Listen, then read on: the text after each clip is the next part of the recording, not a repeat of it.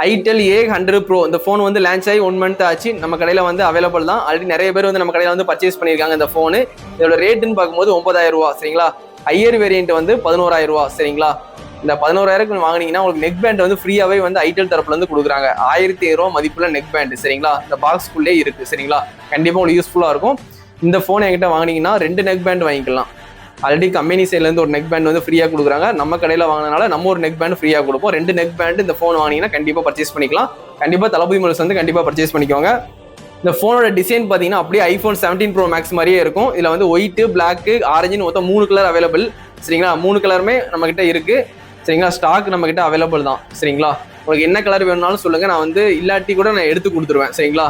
கண்டிப்பாக தளபதி மொபைல்ஸ் வந்து கண்டிப்பாக சப்போர்ட் பண்ணுங்க. அந்த ஃபோனில் வந்து மிலிட்ரி கிரேட் சர்டிஃபிகேட் கொடுத்துருக்காங்க.